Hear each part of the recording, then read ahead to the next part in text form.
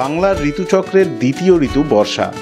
গ্রীষ্মক্লান্ত জরা জীর্ণ গাছেরা আনন্দে নেচে ওঠে যখন বর্ষার আগমনী বার্তা পৌঁছয়। সমস্ত বনভূমি সেজে ওঠে এক নতুন রঙে, আর সেই নতুন রঙে প্রকৃতিও হয়ে ওঠে সবুজ। আর বর্ষার এই সবুজকেই তুলে ধরতে এবার পাড়ি দিয়েছি উত্তরবঙ্গের বনাঞ্চলে।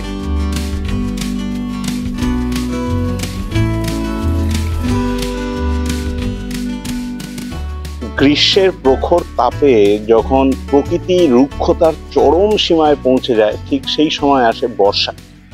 আর বর্ষা প্লাবিত করে জলাশয়, প্লাবিত করে নদী, আর প্রকৃতিকে করে তোলে সিক্ত। আর বর্ষায় বনাঞ্চলের রূপ হয় পুরো অন্যরকম। চিরহরিত এই বনাঞ্চলের রূপ হয়ে ওঠে সবুজ।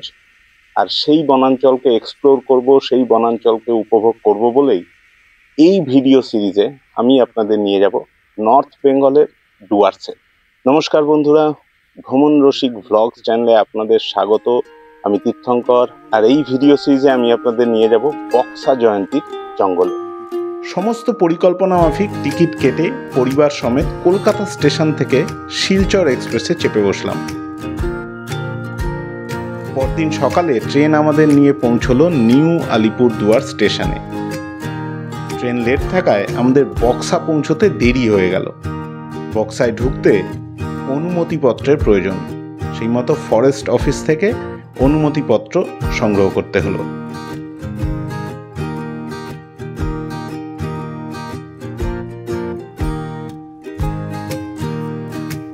আমি এই মুহূর্তে দাঁড়িয়ে রয়েছি বক্সা জয়ন্তী মোড়ের দিকে। এই বক্সা জয়ন্তী মোড় হচ্ছে একটা মোড় যেখান থেকে এই যে রাস্তাটা চলে যাচ্ছে ডান দিকে, এই রাস্তাটা চলে গেছে জয়ন্তীর দিকে, আর সোজা চলে গেলে যাওয়া যায় সেই বক্সা ফোর্ট আর সাঁতালবাড়ি গ্রাম। আর যদি এই দিকে চলে যাওয়া যায় তাহলে পৌঁছে যাওয়া যায় আলিপুরদুয়ার। এই হচ্ছে সেই বক্সা জয়ন্তী মোড়। এখানে একটা পুরনো ওয়াচ টাওয়ার টাইপের আছে, এটা প্রবাবলি ইন্সপেকশনের জন্য ব্যবহার করা হতো। প্রচুর প্রজাপতি দেখা যাচ্ছে। আর এই যে ইকো ভিলেজ রিসর্ট জয়ন্তী, এই পথে যাওয়া যায় জয়ন্তী। বেশ খানিকটা গেলে তারপরে গিয়ে জয়ন্তী রেঞ্জ আর জয়ন্তী গ্রামে পৌঁছানো যায়।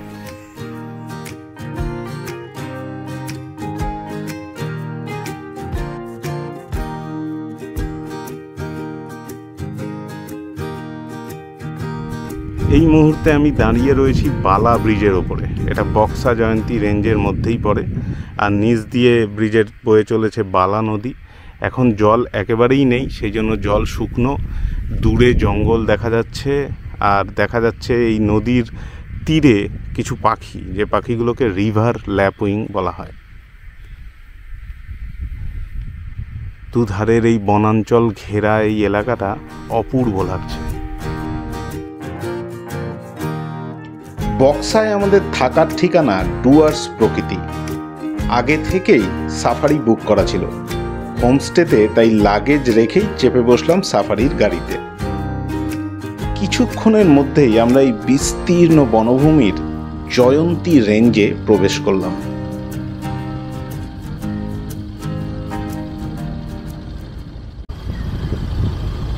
শুরু হয়ে গেছে আমাদের বক্সার জঙ্গলে সাফারি।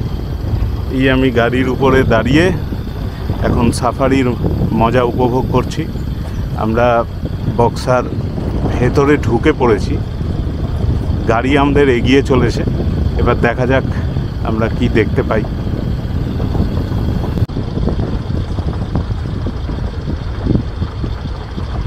এমনিতেই জঙ্গলের মধ্যে দিয়ে যেতেই আমার ভালো লাগে, কিছু দেখতে পাই আর না পাই, এই পরিবেশটাকে পুরোপুরি উপভোগ করতে চাই।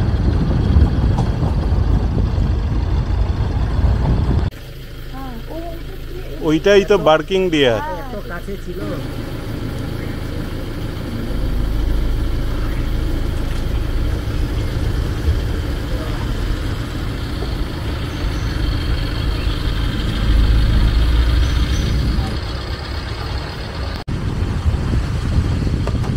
এখনো অবধি আমরা শুধু দুটো বার্কিং ডিয়ার স্পট করতে পেরেছি।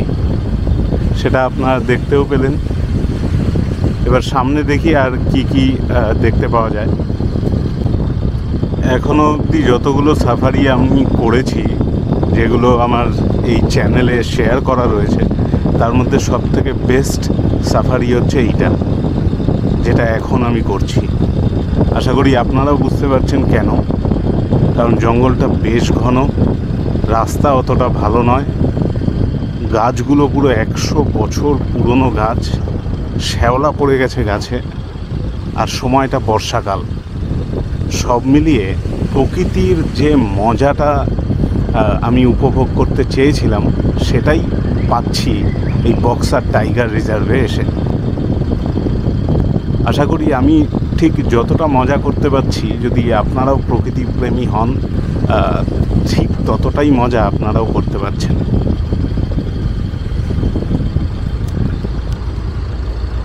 একটা জিনিস যেটা এই সাফারিতে আমি পুরো দেখতে পাচ্ছি কিন্তু শেয়ার করতে পারছি না, সেটা হচ্ছে বিভিন্ন রঙের প্রজাপতি। আর প্রজাপতিগুলোর সাইজও অনেক বড়, দেখতেও অনেক বড়, আর কালার্স তার কি অপূর্ব সব কম্বিনেশান। মানে এক একটা প্রজাপতিকে দেখছি আর মুগ্ধ হয়ে যাচ্ছি।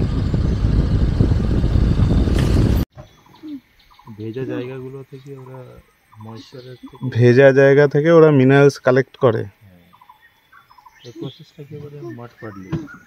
মাড পাডলিং।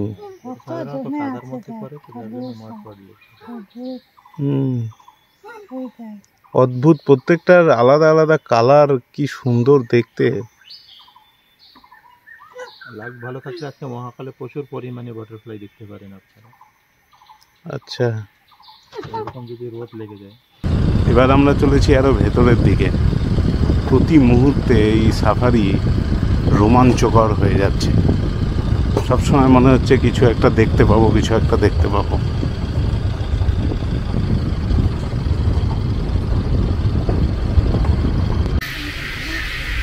জঙ্গলে চলতে চলতে আমরা একটা রিভার বেডে চলে এসেছি। এই রিভারের নাম বালা।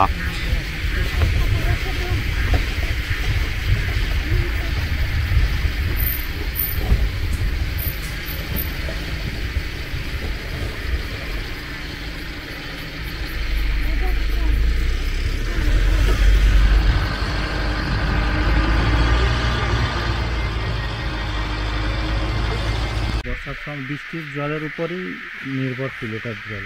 তো বৃষ্টি এখন বিকেলে এসে 2 ঘন্টা পরে এসে দেখবেন জল নেই, জল শুকিয়ে গেছে। বালা রিভার।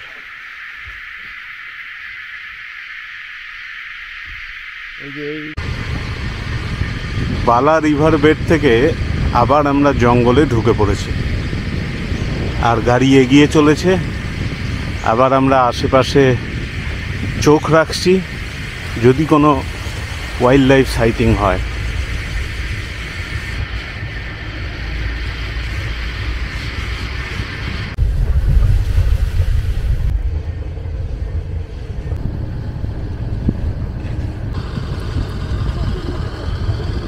মাঝে মাঝে জঙ্গলের মধ্যে কিছুটা এরিয়া একটা গ্রাসল্যান্ডের মতো দেখাচ্ছে, অনেক জায়গাতেই দেখতে পেলাম।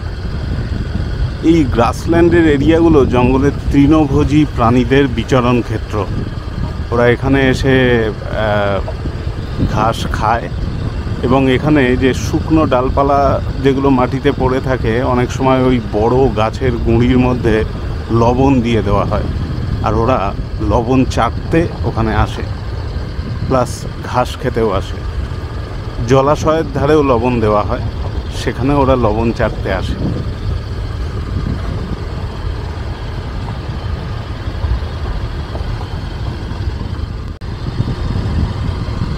জঙ্গলের ভেতরের ওয়েদারের কথা তো বলতেই হয়। খুব খুব ফুরফুরে হাওয়া দিচ্ছে, খুব শান্ত জঙ্গল। আর এখানে গরম না, গরম একটুও লাগছে না। বৃষ্টি হওয়ার দরুন এমনি তাপমাত্রা কম, তার উপর জঙ্গলের ভেতরের ওয়েদার খুবই মনোরম। কোনো ঘাম নেই, কোনো বেশি হিউমিডিটি নেই, কোনো কিছু নেই। টেম্পারেচার যেন এখানে অনেকটাই কমে গিয়েছে। প্রকৃতিও যেন আমাদের একটা মনোরম আবহাওয়া দিতে বদ্ধপরিকর। খুব সুন্দর ওয়েদার।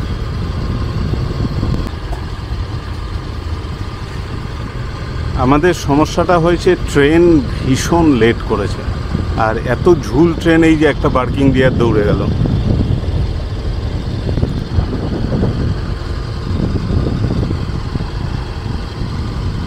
আমাদের সমস্যাটা হয়েছে ট্রেন লেটের কারণে, সেই জন্য আইডিয়াল টাইমে আমরা সাফারিতে আসতে পারিনি।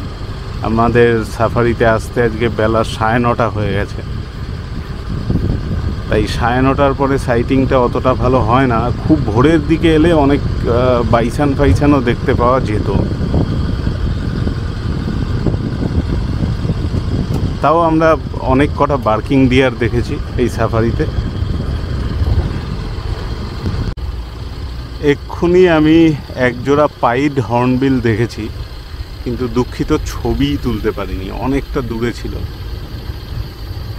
আমরা ধীরে ধীরে চলে এসেছি জয়ন্তী রিভার বেডে। হ্যাঁ,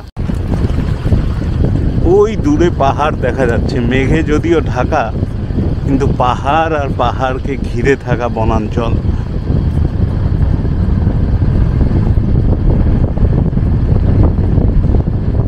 আমি এই মুহূর্তে দাঁড়িয়ে রয়েছি জয়ন্তী রিভার বেডে। এই জায়গাটায় জল তো এখন নেই, শুকিয়ে গেছে, কিন্তু যদি দেখেন তাহলে ওই দিকে দুধারে জঙ্গল রিভার বেডের, আর ওই দিকে উঁচু পাহাড় দেখা যাচ্ছে। আর এই পাহাড়টাকে মেঘে অনেকটা ঢেকে রেখেছে, তাই পুরো স্পষ্ট বোঝা না গেলেও এই মুহূর্তে এই জায়গা থেকে পুরো পাহাড়গুলোকে বোঝা যাচ্ছে। আর পাহাড়গুলো দুটো সারিতে রয়েছে, পিছনেরগুলো মেঘে ঢাকা পড়ে গেছে, কিন্তু সামনেরগুলোকে পুরো বোঝা যাচ্ছে। আর পাহাড় জুড়ে রয়েছে বনাঞ্চল। আর এখানে আমাদের গাড়ি দাঁড়িয়ে রয়েছে, আর ওই দিকে ফরেস্ট ডিপার্টমেন্টের প্রোটেকশন টাওয়ার। দেখার বলতে এখনও অবধি আমরা দেখতে পেয়েছি বার্কিং ডিয়ার মোটামুটি ওই 3-4 বার দেখতে পেয়েছি। হর্নবিল দেখতে পেয়েছি, পাইড হর্নবিল, কিন্তু সেটা অনেক দূরে ছিল। সেই হর্নবিল বুঝতে পেরেছি, কিন্তু ছবি তোলার পর্যায়ে ছিল না, অনেক র্যাপিড মুভমেন্ট হচ্ছিল। আর তাছাড়াও আমি গাড়িতে রয়েছি, ছবি ওরম করে তুলতে পারবো না, শুধু বার্কিং ডিয়ারেরই ছবি তুলতে পেরেছি এখন অবধি। দেখা যাক, আমরা এখান থেকে তো আবার হোমস্টেতে ফিরে যাব। ফিরে গিয়ে আমাদের ব্রেকফাস্ট হবে, লাঞ্চ হবে, তারপরে বিকেলের দিকে আরেকটা সাফারিতে বেরোবো। সেইটাতে দেখতে হবে, মানে সাইটিং তো অনেকটা ভাগ্যের ব্যাপার। যদি সাইটিং ভাগ্যে লেখা থাকে তাহলে দেখতে পাবো কিছু না কিছু। আর সাইটিংয়ের জন্যই মূলত ওই রিভার বেডে আসা। এই জায়গাটা ফাঁকা থাকে, এখানে কোনো ওয়াইল্ড লাইফ মুভমেন্ট হলে আমরা চট করে সেটাকে স্পট করতে পারি, তার জন্যই এখানে নিয়ে আসা। সাফারি আমাদের শেষ, এবার আমরা চলেছি হোমস্টের দিকে। হোমস্টেতে গিয়ে আমাদের প্ল্যান হচ্ছে আমরা ব্রেকফাস্ট করব। ব্রেকফাস্ট করে আমরা সোজা রওনা দেব ছোটা মহাকাল দেখতে। ছোটা মহাকাল থেকে হোমস্টেতে ফিরে তারপরে লাঞ্চের প্রোগ্রাম আছে, আর লাঞ্চের পর আবার সাফারি। পুরো প্যাকড শিডিউল।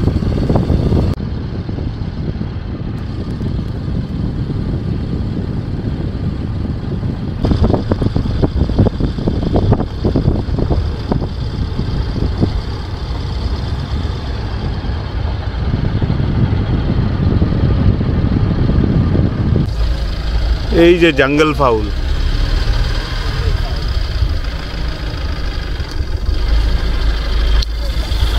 এই যে জঙ্গল ফাউলের কালারটা খুব সুন্দর না?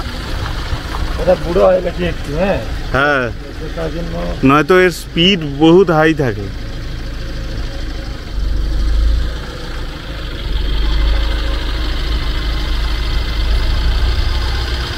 আমরা কিছুক্ষণ আগে এইখানে একটা হর্নবিল দেখেছি, উড়ে চলে গেছে, বাট দারুণ। এখানে হর্নবিল প্রচুর আছে, এটুকু বোঝা যাচ্ছে।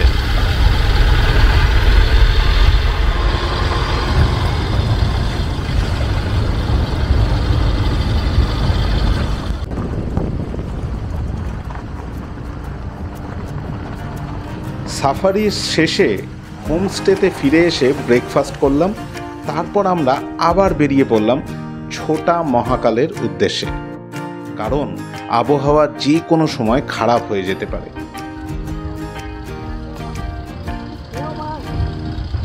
ব্রেকফাস্ট করে আমরা রওনা দিয়েছি ছোটা মহাকালের পথে। এই রাস্তায় আমাদের এই রিভার ক্রস করছি আমরা গাড়ি নিয়ে। আমাদের যেতে হবে ওই দিকে, পাহাড়ের দিকে, আর সেটা এই নদী পথেই যেতে হবে।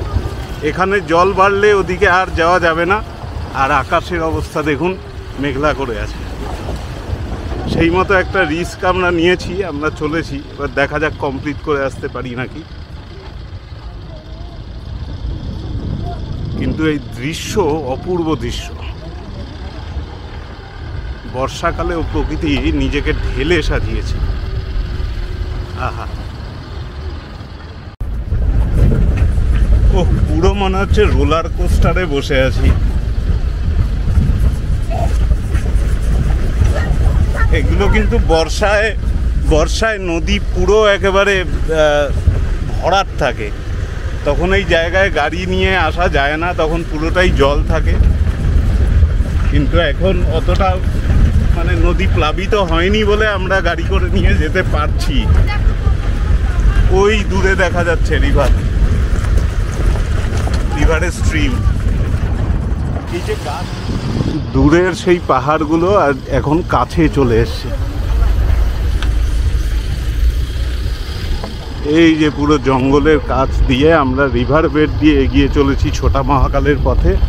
এখানে অদ্ভুত জঙ্গল থেকে বিভিন্ন রকমের অদ্ভুত ধরনের সাউন্ড শুনতে পাচ্ছি। শুনতে শুনতে এগিয়ে চলেছি।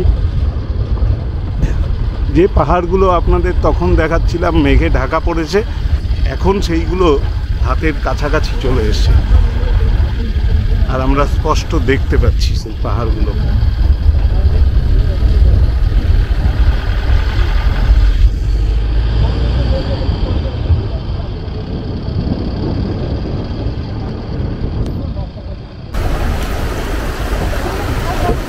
ও, গাড়িতে বসে রিভার ক্রসিং তো হচ্ছে, প্রচণ্ড রিস্কি, গাড়ি হেলে যাচ্ছে, কিন্তু এইভাবেই আমরা চলে এলাম নদীর এই পারে।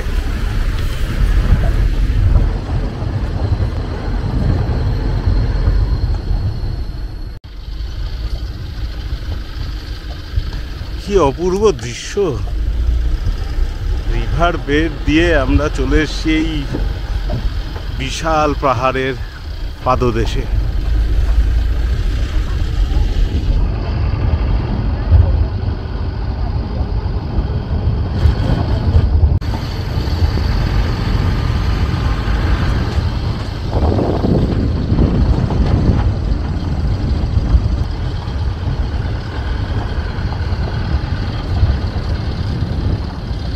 ওই যে আমরা চলে এসেছি ছোটা মহাকালের কাছে।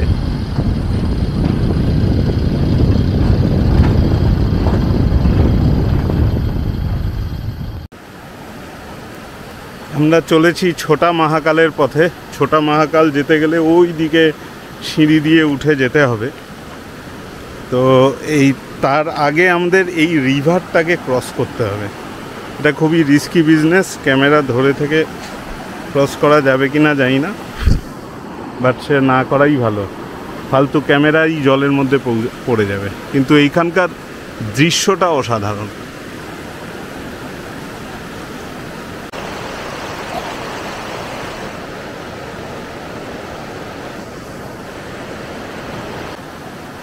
এই খরস্রোতা রিভারটা আমি আর আমার ওয়াইফ ক্রস করে চলে এসেছি ভুটান বর্ডারে। আমাদের গাইড বলছেন যে জায়গা দিয়ে এখন আমি যাচ্ছি এটা অ্যাকচুয়ালি ভুটান। তো এই মন্দিরটাও ভুটানে পড়ে। এবার মন্দির যেতে গেলে আমাদের অনেকটা সিঁড়ি উঠতে হবে, তারপরে আমরা মন্দিরে পৌঁছতে পারবো। তো এবার সেই পথেই চলেছি। তবে ছোটা মহাকালে আসার পথটা কিন্তু পুরো অ্যাডভেঞ্চারপূর্ণ, ফুল অ্যাডভেঞ্চার যাকে বলে। ওই বিশাল পাহাড়ের পাদদেশে বয়ে চলেছে জয়ন্তী নদী, আর সেটা ক্রস করে আমরা ভুটানে চলেছি। আমাদের গাইড আগে আগে যাচ্ছেন। আমরা এবার এই পথে উঠব মন্দিরের দিকে। যখন ছোট মহাকালে মেলা হয় তখন দু তরফের প্রশাসনই থাকে, বড় মহাকালে, ভুটান, পশ্চিমবঙ্গ।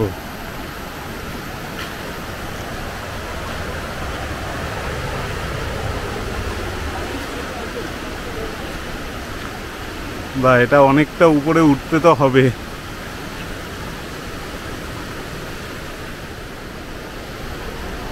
হ্যাঁ, ভগবান শিবের সমস্ত উপাসনা স্থলেই অনেক কষ্ট করে গেলে তবেই কেষ্টপ্রাপ্তি হয়।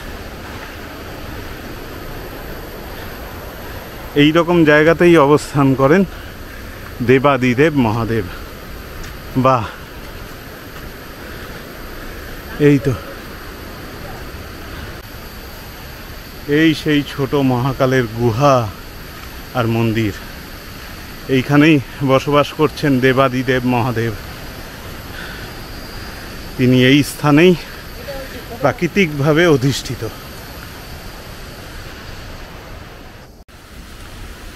এবার ছোটা মহাকাল থেকে আমরা চলেছি একটা ঝর্ণার উদ্দেশ্যে।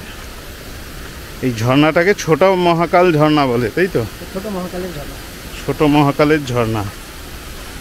দেখা যাক ঝর্ণাটা কীরকম। এখন তো ভালো দেখতে পাওয়ার কথা, কারণ এটা সময়টা বর্ষাকাল।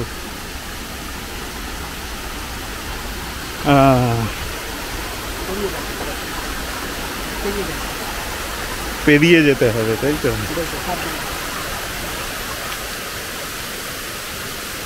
ও, এই যে ঝর্ণাটা কি সুন্দর! আহা, অপূর্ব। এদিকেও একটা স্ট্রিম আসছে, কিন্তু এই স্ট্রিমটা অনেকটা হাইট থেকে আসছে বলে দেখতে খুব সুন্দর লাগছে।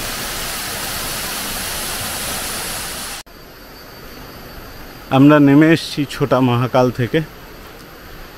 এবার আমরা গাড়ির দিকে যাব। গাড়ি করে তারপরে আবার হোমস্টেতেই ফিরে যাব।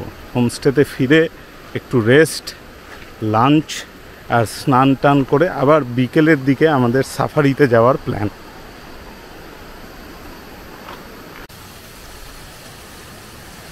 আরও একটি জায়গায় পাহাড়ের খাঁজে খাঁজে আবার জলস্রোত তৈরি হয়েছে, আর একটা ঝর্ণা।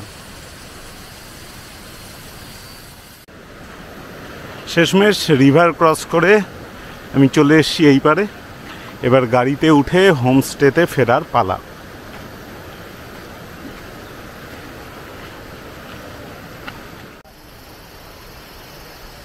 আরও একটা ঝর্ণা।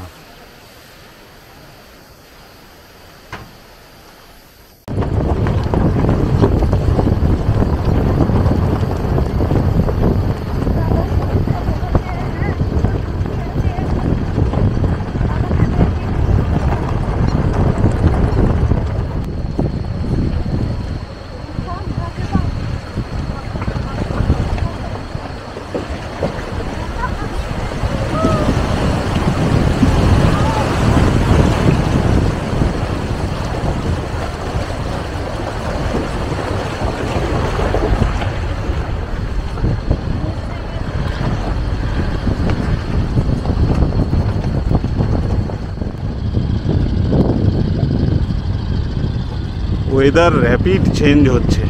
যখন আসছিলাম তখন ক্লাউডি ছিল, আর এখন সানলাইট দেখা যাচ্ছে, একটু রোদ উঠছে মনে হচ্ছে, একটু গরম গরম লাগছে, কিন্তু আবার পর মুহূর্তে ক্লাউডি হয়ে যাচ্ছে। তার মধ্যে দিয়েই রিভার বেড দিয়ে আমরা ফিরে চলেছি হোমস্টের দিকে।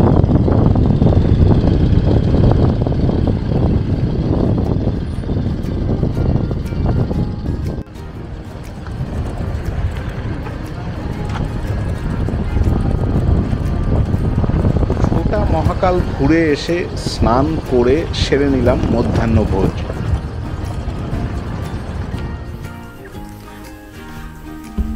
টুয়ার্ডস প্রকৃতিতে আমার থাকার জন্য যে রুমটা আমি নিয়েছি, যেটা একটা ফ্যামিলি রুম, 4 বেডের রুমটা অসাধারণ। মানে কি বলবো, প্রত্যেকটা জিনিস কাঠের। প্রথমে টয়লেটটা দেখাই। টয়লেটটা মানে খুব বড়, আর একেবারে মডার্ন যা যা ফেসিলিটি, সুযোগ সুবিধার দরকার সবই রয়েছে। কিন্তু থাকার জায়গাটা দেখুন, থাকার জায়গাটা প্রথম কথা বলি, পুরো ওয়ালটাই কাঠের, আর এগুলো অরিজিনাল কাঠ, রিমিলের মতো নয়। এখানে দুটো বেড, এই জায়গাটা একটা বসার চেয়ার, আবার এখানে দুটো বেড, আর দুটো বেডের মাঝে রয়েছে মিরর। আর এত সুন্দর এই জায়গাটা একটা ডাইনিংয়ের মতো জায়গা, মানে এখানে বসে খাওয়া যাবে। এখানে দুজন চারজন বসে খেতে পারবে। এর সাথে রয়েছে এই ব্যালকনিটা, এটাও পুরো ওয়ালগুলো দেখুন কাঠের। এই ব্যালকনিটাও খুব সুন্দর। আমি রেকমেন্ড করব কেউ ফ্যামিলি নিয়ে এলে অবশ্যই এই রুমটাই নেবেন, এর ভিউটা মারাত্মক। আর যখনই ব্যালকনির ভিউতে আমরা গাছের সেই ক্যানোপিগুলো দেখতে পাই, এখানে আম, কাঁঠাল, সুপারি সমস্ত গাছ রয়েছে, আর পাখিদের কলকাকলিতে মুখর হয়ে রয়েছে। এখানে প্রচুর বার্ড অ্যাক্টিভিটিস রয়েছে, ইভেন দূরে দেখা যায় পাহাড়। সব মিলিয়ে রুমটা আমার দারুণ লাগলো। তারপর আবার বেরিয়ে পড়লাম জয়ন্তী নদীর অপর পাড়ে অবস্থিত হাতিপোতা রেঞ্জের সাফারিতে। আমরা এবার সাফারিতে চলেছি চুনিয়া। আমাদের এই রিভার ক্রস করে ওই পারের জঙ্গলে যেতে হবে, ওই দিকের জঙ্গল।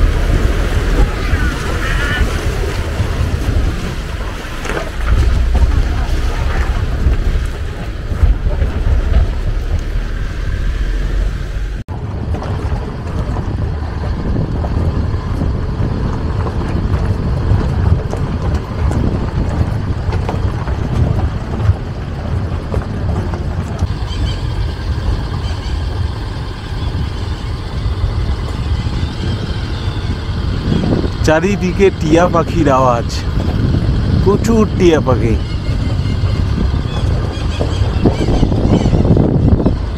এই যে সব টিয়া পাখি উড়ে যাচ্ছে।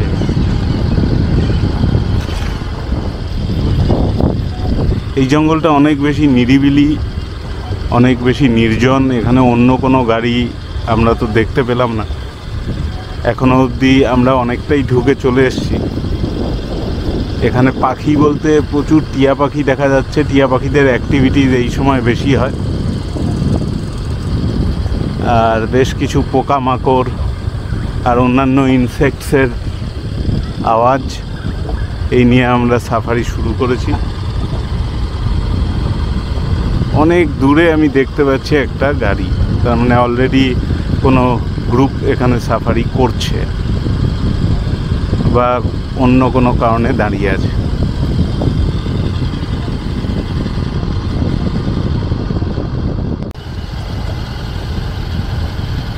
অনেকটা আমরা জঙ্গলের ভেতরে চলে এসেছি, এখনো সেরকম কিছু দেখতে পাইনি টিয়া পাখি ছাড়া। তবে এখানে কিছু জংলি লাল ফুল দেখতে পাচ্ছি, আর প্রচুর পোকামাকড়ের আওয়াজ। সেটা যেন জঙ্গলটাকে আরো সুন্দর করে তুলেছে, আরো বেশি উপভোগ করতে পারছি এই আওয়াজগুলো।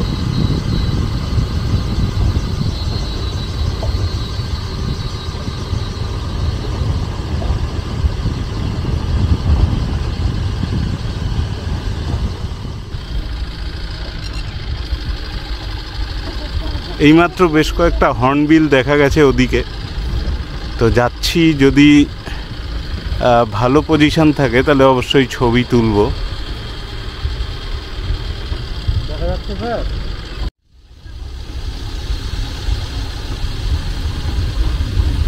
আমরা অনেকটাই ভেতরে চলে এসেছি। এক ঝাঁক টিয়া, বেশ কিছু পাখি আর হর্নবিল দেখতে পেয়েছি। এখনো আর সেরম কিছু সাইটিং হয়নি, তবে পাখি অনেক রকম আছে। কিন্তু সময়টা বর্ষাকাল, গাছও অনেক উঁচু। পাখিগুলোর যে পজিশনগুলো আছে সেগুলো লোকেট করা ডিফিকাল্ট হয়ে যাচ্ছে। একটু বেশি গ্রিন হয়ে রয়েছে জঙ্গল, সেই জন্য পাখিগুলোকে লোকেট করা ডিফিকাল্ট হচ্ছে। গাছে পাতা কম থাকলে হয়তো করা যেত।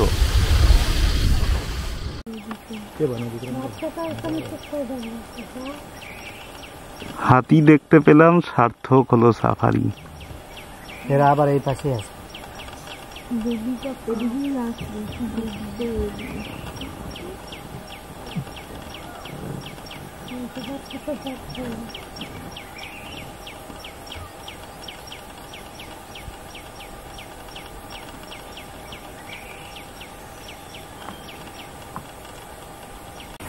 না ওইটা সরে যাবে রাস্তা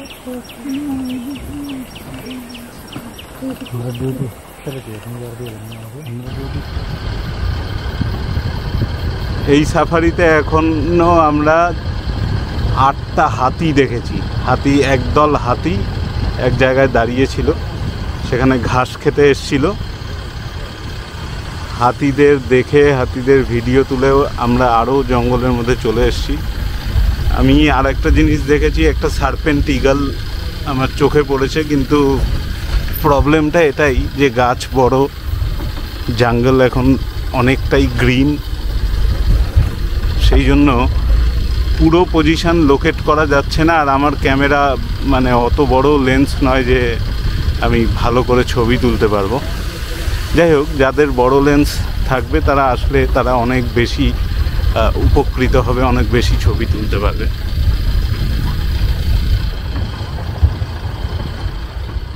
অ্যান্টি পোচিং ক্যাম্প হাতি পতা রেঞ্জ লাগিয়ে দিয়ে। ও, এটাই সেই চুনিয়া ওয়াচ টাওয়ার।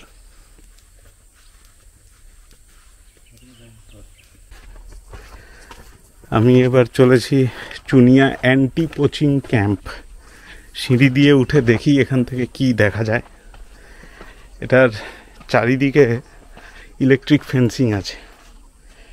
ওই ইলেকট্রিক ফেন্সিং থেকে কোনো মতে একটা ফেন্সিং খুলে নিচ দিয়ে গলে আসলাম, যদি কিছু দেখতে পাই সেই আশায়।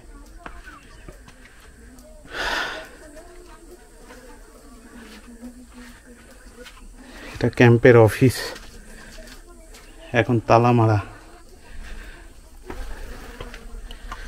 এর একেবারে টপ ফ্লোরে যদি উঠি, এই হচ্ছে top floor.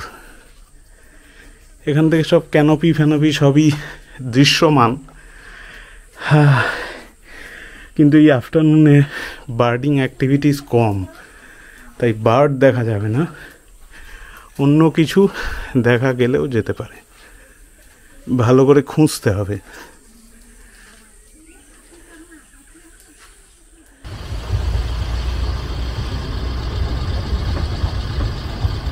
Chunia watch tower থেকে এবার আমরা ফিরে চলেছি। এটা সাফারি আমাদের শেষ, যতটা এসছিলাম আবার অতটাই পথ অতিক্রম করব। দেখা যাক, যদি হাতিগুলোর আবার দেখা পাই তাহলে ভালো হয়, আর যদি অন্য কোনো অ্যানিমাল সাইটিং করতে পারি তাহলে তো খুবই ভালো হয়। সেই আশা নিয়ে আমরা ফিরে চলেছি। এখনও অনেকটা পথ যাওয়া বাকি।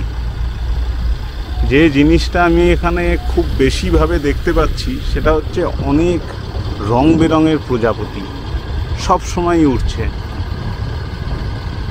আর পাখির কলকাকলি, অনেক পাখির ডাক আমি আগে কোনো দিন শুনিনি।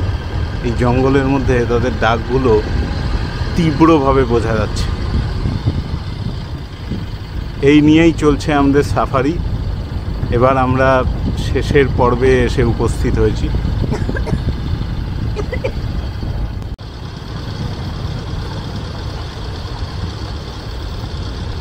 এই জায়গাতেই দেখেছিলাম হাতি, এখন আর হাতিগুলো নেই।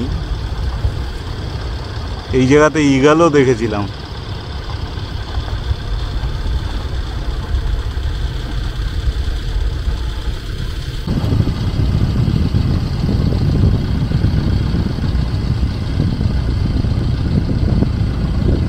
আমাদের সাফারি প্রায় শেষ পর্যায়ে এসে পৌঁছেছে।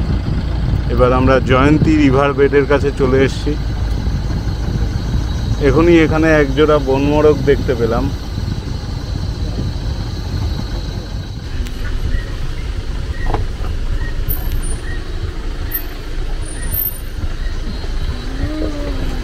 এখন নদীতে জল নেই, কিন্তু জল থাকলে এই রাস্তা দুর্গম হয়ে যেত।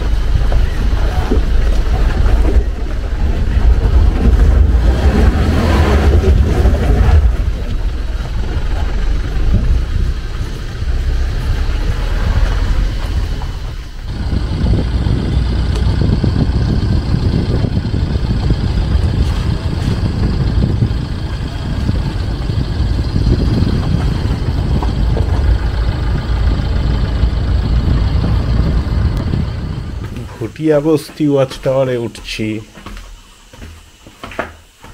এখানে বহুদিন কেউ আসেনি, এই যে সব নোংরা হয়ে রয়েছে।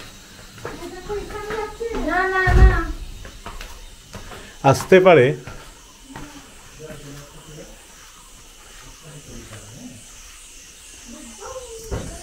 ওইখানে একটা ছোট্ট জলাশয় আছে, এগুলো সব কৃত্রিম জলাশয়, তৃণভোজী প্রাণীদের জল খাবার একটা ঠিকানা। আর এর আশেপাশে কিছু ওই কাঠ ফাট রাখা হয় এখানে লবণ লাগিয়ে, যাতে ওরা লবণ চাটতে পারে। আপাতত এখানে কিছুই দেখা যাচ্ছে না। চারিপাশে প্রচুর পাখিদের আওয়াজ হচ্ছে, টিয়া পাখির আওয়াজ। সব মিলিয়ে এটার পরিবেশটা তো বেশ ভালো, আর সাফারিটাও দারুণ হলো। আর চারিদিকের জঙ্গল আরো ঘন হয়ে উঠেছে।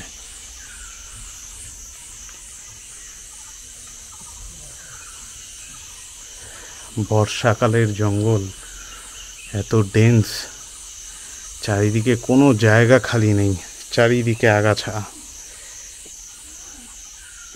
এবার দেখতে পাবেন চারিদিকে আগাছা জন্মে, চারিদিকে কোনো খালি জায়গা নেই। আর তার উপরেই পরিত্যক্ত ওয়াচ টাওয়ার।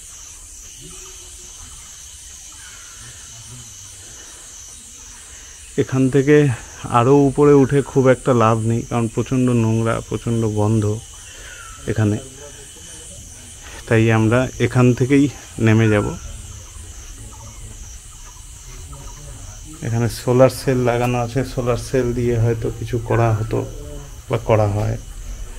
আপাতত এখানে কারা থাকে জানা নেই, কিন্তু এই যে এই নোংরাগুলো রয়েছে এখানে,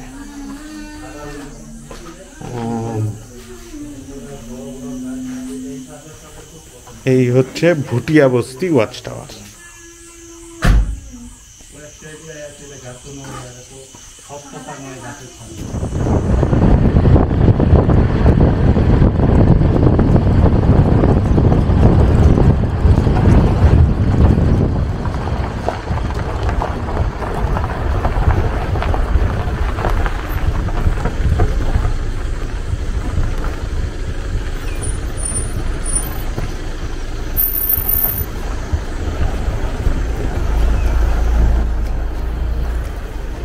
অসাধারণ লাগলো এই জঙ্গলের সাফারি। নিরিবিলি এই রেঞ্জ আমাদের সকলকে মুগ্ধ করলো।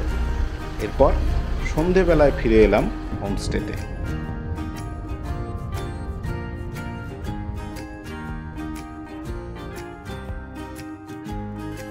ভিডিওটা আপনাদের কেমন লাগলো সেটা আমাকে কমেন্টে জানাতে ভুলবেন না, আর চ্যানেলটিকেও সাবস্ক্রাইব করতে ভুলবেন না। আর ভিডিওটা যদি ভালো লেগে থাকে তাহলে নিজে তো লাইক করবেনই, অন্যদের সাথে শেয়ারও করবেন। আর ভালো থাকবেন। আগামী পর্বে আমাদের অন্যরকম প্ল্যান হবে, তাই আগামী এপিসোডটিও দেখতে ভুলবেন না। নমস্কার।